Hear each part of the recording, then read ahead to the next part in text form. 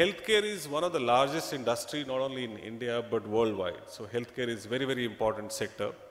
And one of the numbers which keeps getting published, this is about $100 billion industry, likely to be in 2015. And today, I think it's about 70, 80 billion dollar. So it's a huge market. Now, this sector consists of many parts. And one of the parts which actually has quite evolved, is still very fragmented, is pharma sector. So out of this close to $100 billion, and I think about 30 odd billion dollar would be the pharma part. And I don't think there is any role of franchising there unless you want to be a distributor of pharma. So I don't think that's a relevant part. The other about 50 odd billion dollars is a healthcare delivery. This particular part actually has been in news for last 8 or 10 years. There was a study conducted by McKinsey about, I think, 2000, when this whole buzz around healthcare started. I also looked at this space that time, and I got this opportunity to come and scale this company up in 2005. In delivery side, there are 2 or 3 broad areas. One is the hospital business, which all of us are familiar with. In hospitals, you will see, again, there are 3 various types of levels. One is tertiary care hospital, which all of us are familiar with, these high-end Max, Fortis, Medanta, Apollo. These are high-end tertiary care hospitals, and I don't think franchising has any role to play, so don't even think about that. There's another level which is called secondary care, so it's also a little highly specialized area. I don't think franchising would play any role there also. Now there are 2 more segments which are left. And you must have seen in the last, say, 5 or 6 years, some of these single specialty chains have come up, whether it's eye care, whether it is dental, and or many other, or even skin clinics. There are many such single specialty clinics have come up. I think franchising has a role to play there. The third area, which is very exciting area, which is just emerging, it's just beginning to happen, which is called primary care. And whatever one has seen in the last 10 years, most investments actually flown into tertiary and secondary care, but not to primary care. Even you also would notice that when we were young, we had concept of family doctor. You know, we always had one doctor. All our problems will actually go to that person first before we even talk of any other doctor or any other hospital.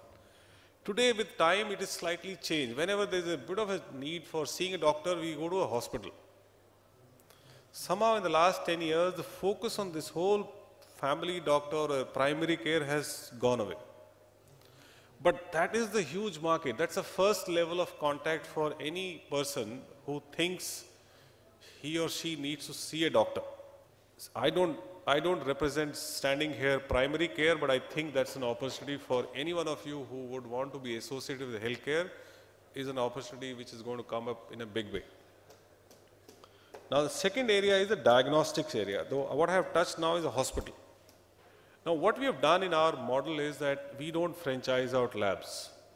There's always a pressure on me to actually do franchising in lab, but for some reason I am not able to develop that confidence on quality right now, because that part is very, very critical. And if at all I have looked at tactically few labs to be franchised out, they are mainly to doctors, not to non-doctors. But we franchise out our collection centers. 2,000 collection centers, they are all franchised out. There are entrepreneurs running these collection centers. And just to give you an idea, a collection center in Delhi, a good quality collection center would actually be having a turnover of roughly about 10 lakhs a month. So this collection center is supposed to hire a phlebotomist, the person who collects the blood sample. He or she is supposed to open this early morning, because 60% of our samples are collected early morning, between say 7 to 10. And this person is also supposed to be delivering reports, because there are some patients who come to pick up report in the evening, or sometimes these reports are uploaded on the net, so both ways. So this is like a life of a franchisee in a collection center.